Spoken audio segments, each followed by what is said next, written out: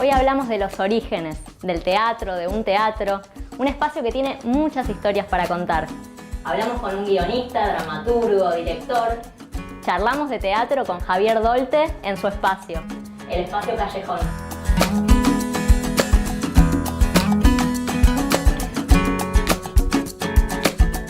Bueno, antes que nada quería agradecerte por aceptar charlar con nosotros y por aparte recibirme acá en tu espacio.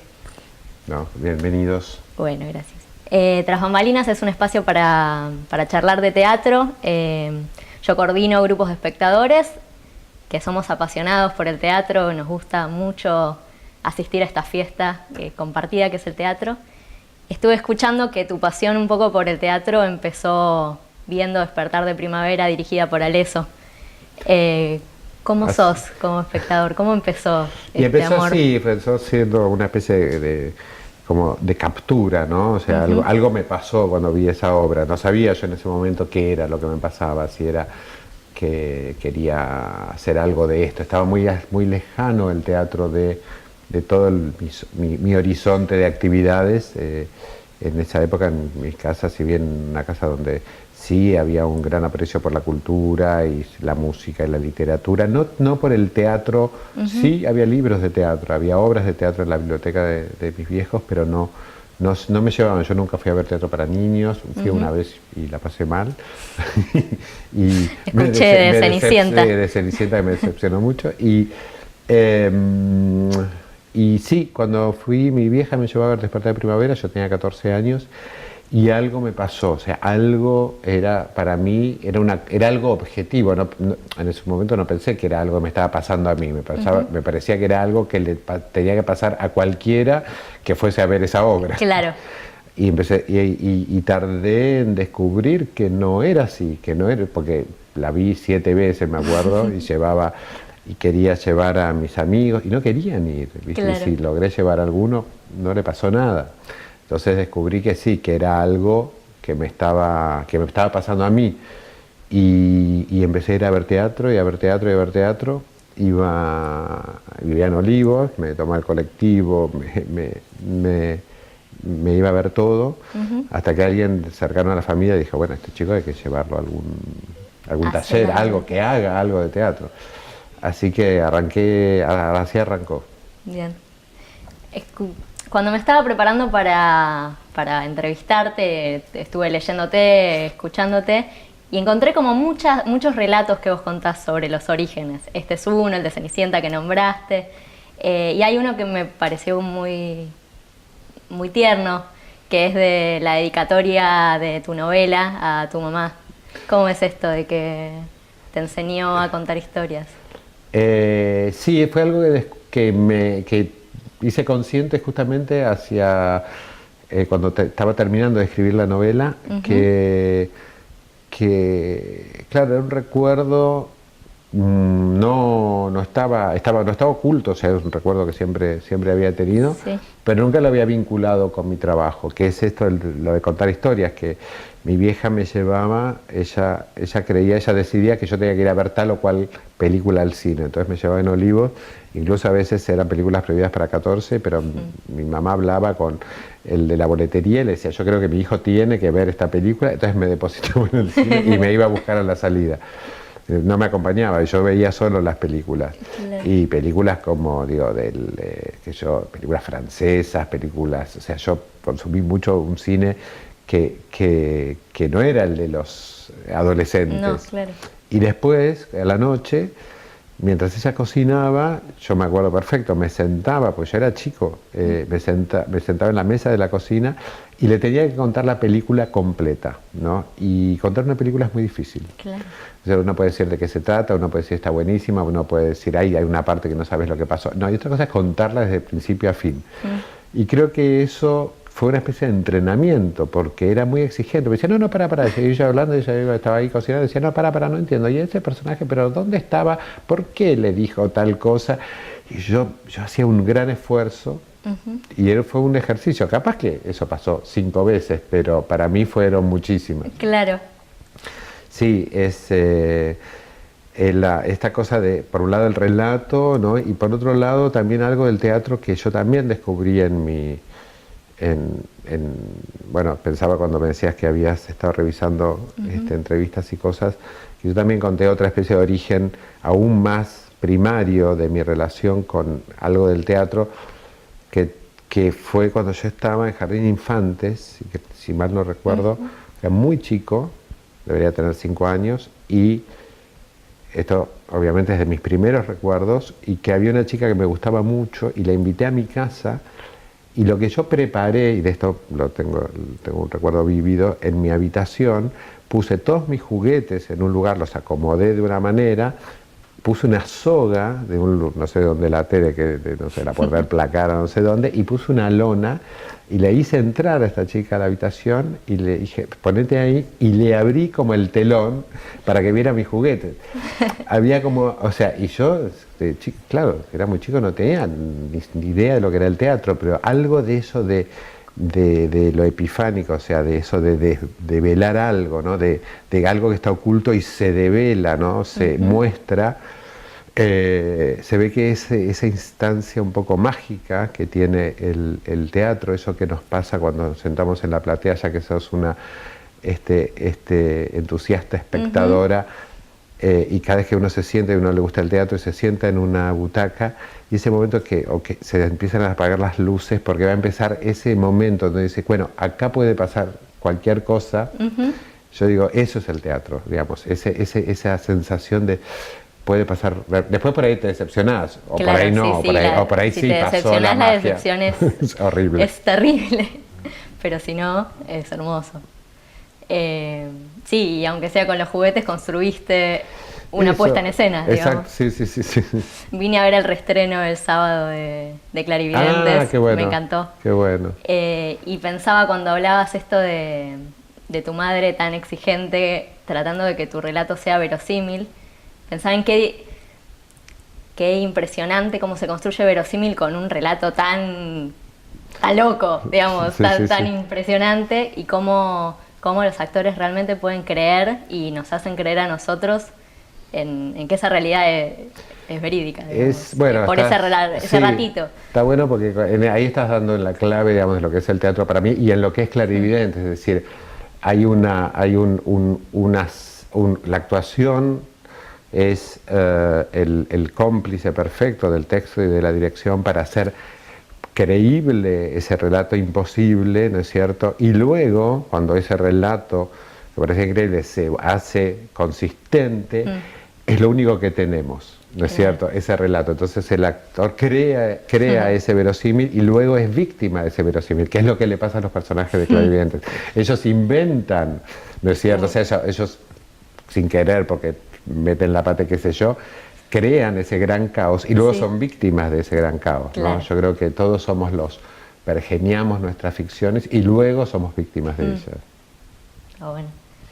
Por eso me llamaba tanto la atención que cuentes tantos relatos sobre el origen tuyo como teatrista, digamos, más amplio. Pero siempre me lo pregunto porque no, o sea, que yo, mi hijo Agustín, que hace teatro y es actor, y bueno, supongo que cuando a él le pregunten sobre cómo es el origen, de cómo es su relación con el teatro y cuándo empezó, en la medida en que él, desde que tiene uso de la razón, va al teatro, ve ensayos, hay actores en mi casa, o sea, entonces lo tiene muy mamado desde que nació. En cambio yo fue una cosa adquirida, o sea, claro. No como me brotó brotó ese interés un poco de la nada. Claro. ¿Y cuál es el origen de Clarividentes? ¿Cómo surge la historia? Y Clarividentes, bueno, en parte tiene que ver con el trabajo con los actores. Si yo tenía algunas inquietudes que yo tenía siempre pendientes, como el tema del juego de la clarividencia, del anticiparte al futuro, es decir,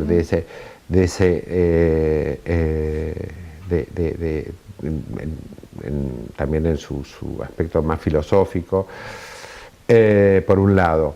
Luego tengo un encuentro que se fue dando a lo largo de los últimos años, acá en el Callejón, cuando empecé a dar mis seminarios de entrenamiento para actores, y empiezo a encontrarme con una cantidad de actores que yo no conocía, no exactamente muy jóvenes, hay algunos que sí son muy jóvenes, como Lulitón, que tiene 24 años, pero después no es que sean tan jóvenes, pero sí para mí novedosos, con mucha afinidad, ¿no es cierto?, con la manera en que yo concibo la actuación, y eso lo pude ver cuando dan, ¿no?, en estos encuentros, en estos seminarios, y un poco también con gente con la que me había reencontrado, como Silvina Katz, que es la que hace Validia, la clarividente, justamente, con quien tenemos una relación de hace muchos años y nos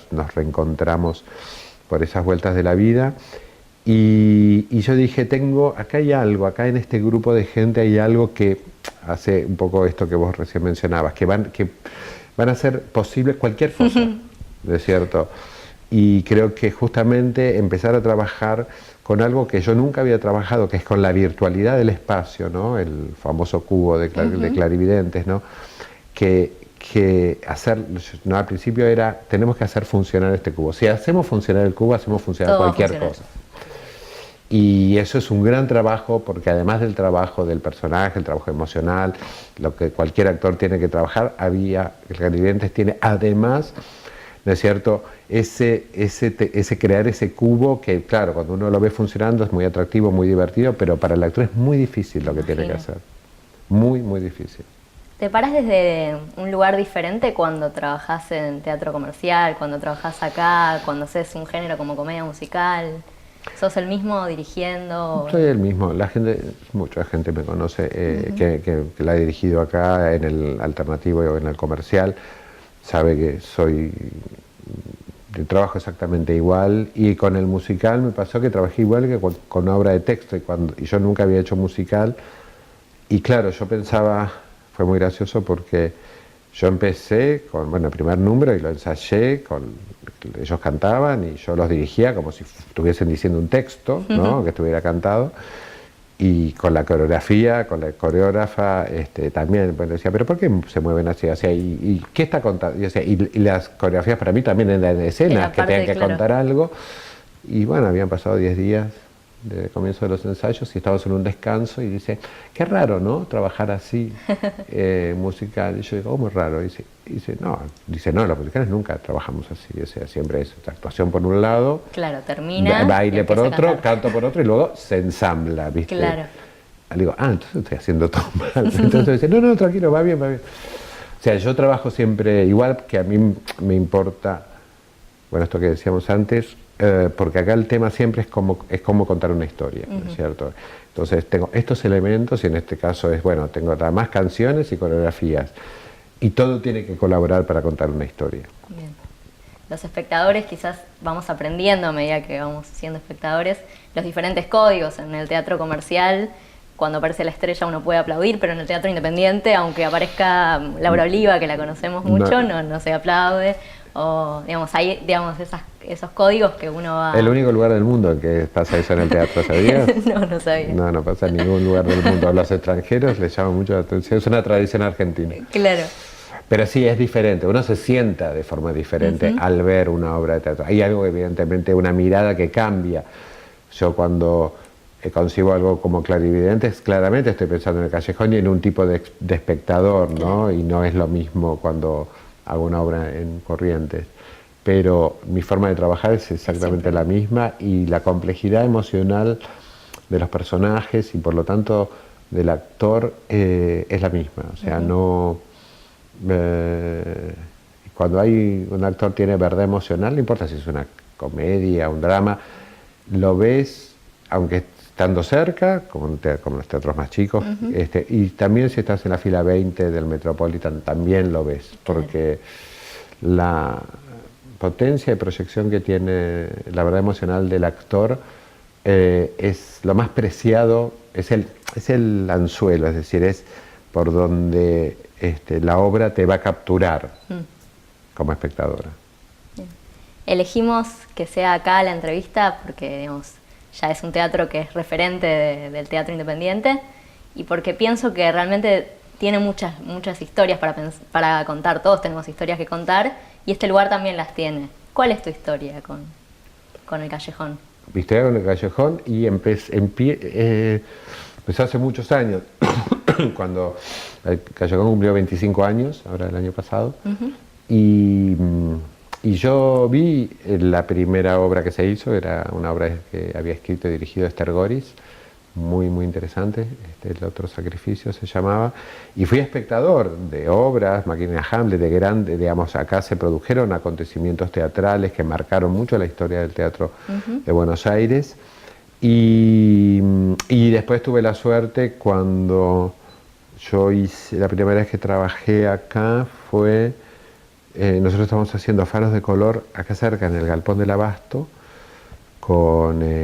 que yo la había escrito, la codirigíamos con Gabriela Iskovich, actuaba Belloso, Gabriela Iskovich y Mario Neto, y después, bueno, teníamos que cambiar de sala, y Alicia Lelutre, que era la dueña de aquí, le preguntó, ¿no te gustaría? Me gustó mucho, ¿querés? La podemos hacer, y pasamos acá al Callejón, y a partir de ahí, bueno, hice esa, estrenamos La Escala Humana, después hice vestuarios, hice personitas, y entonces me hice muy amigo también de Alicia, y siempre tiene una magia la sala, bueno, vos ya la conocés, tiene unas proporciones, tiene algo que todo lo que es muy especial, todo lo que se hace se ve bien, y cuando se dio la oportunidad que se tenían que vender por cuestiones había copropietarios, y bueno, tenían que de algún modo repartir el capital, entonces ahí dije, bueno, a ver, y dije,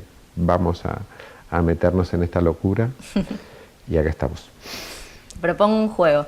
Bueno. Yo busqué varias frases que quizás podían gustarte, a mí me gustan todas, tenés que elegir la que más te gusta, hablan todas del teatro y del arte, y ver cuál te identifica. A ver. Bueno, la primera es de Ariane Mushkin, dice, el teatro es una especie de milagro. En ese momento compartido, los actores se ponen la máscara y los espectadores se la sacan. La segunda es de Goethe, y dice, el arte es el mediador de lo inexpresable. Y la tercera es de Ionesco, y dice que si es absolutamente necesario que el arte o el teatro sirvan para algo, será para enseñar a la gente que hay actividades que no sirven para nada, y que es indispensable que las haya. Wow, re linda las tres. La de Ionesco me identifica mucho. Bueno. Es cierto, me parece que está bueno, o sea, hay algo, digamos que el teatro, el arte inventa algo que no era necesario que estuviese, pero una vez que está inventado ya tiene consecuencias, ¿no? Es como, una vez decía Humberto Eco, ¿no? En una novela, El péndulo de Foucault, que decía, el personaje decía, bueno, ¿y qué pasaría si descubriésemos ahora, encontrásemos unos documentos que todo lo que escribió Freud, que era todo un chiste, que en realidad quiso hacer una broma a la humanidad, y dice demasiado tarde porque el mundo ya está lleno de neuróticos? Es decir, claro. Una invención una invención es una invención, pero tiene consecuencias sobre el mundo real. Y el arte es eso, claro. Bueno, te la regalo, ahora es tuya. Ay, qué bueno, gracias. Bueno, muchísimas gracias, Javier, por charlar de teatro. No, por favor, lo voy a poner ahí. No, gracias a ustedes, muy lindo. Me encanta.